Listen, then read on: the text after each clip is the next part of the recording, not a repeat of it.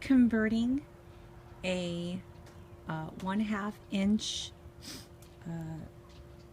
poly tubing to a hose fitting. The guy at Home Depot claimed this is genius. Essentially, these timers, I actually had this timer here going for my garden, but by adding all of this addition over here, I had to add another timer. So yeah, what I did was there's this piece here, and it's called an EF075 FHT. It goes for a 3.5 inch FHT to a 1/2 inch. And what it does is really, it just converts the 1/2 inch poly tubing to a hose fitting. And actually, you can see this little sign that says hose to drip adapter. If you go in there and ask them, they probably will not know what you're talking about, because pretty much when I went in there to ask them, they did not know what the heck I was talking about. I went to several places. Lowe's could not help me. I ended up going to Home Depot. What's great about this is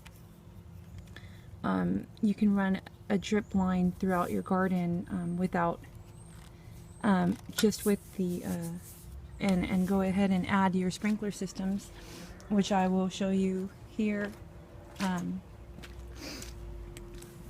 It's just these little tubes that you get, and they punch into the actual tube, and you got your sprinklers.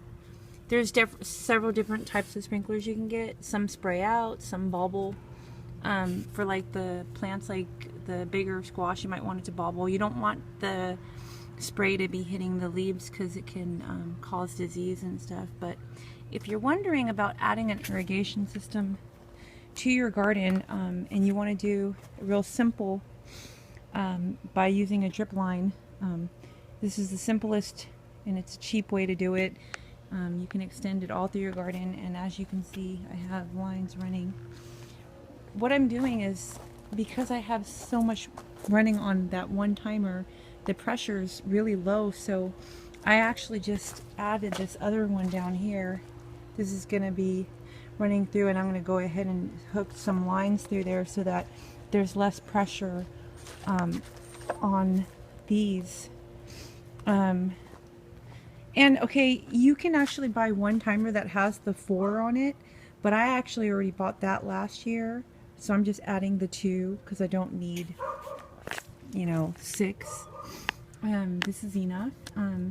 The timers are really easy to set once you get the hang of it. You just kind of set, I don't know, it's not going into focus, but yeah, my camera's not going to focus. But it comes with a little book, and it tell you, it took me a while to figure it out. It seemed complex, but once I got it, I was like, oh, okay. I'll show you. Put it on that. It says how long. It says 3 minutes. I set it for 3 minutes. You can go up and down. How long do you want it? There's a station 1 and station 2. This one's hook 1. This one's hook 2. And when it's gonna, and then you do how often. You can choose the days. You can go every other day, or you can go intravenous. It says every day. I put it on 1 day, so it's going to go every once a day. I can put it on every 12 hours and go twice a day, just by going up and down on these buttons. And when you have it, you clock set, because so it tells you the time. It's 5:14 right now, and then you go ahead and hit auto, and then it's all set to go. So that you want to test it out, you have it on auto, you station it. You can hit manual, and then it'll just like, you can turn it on.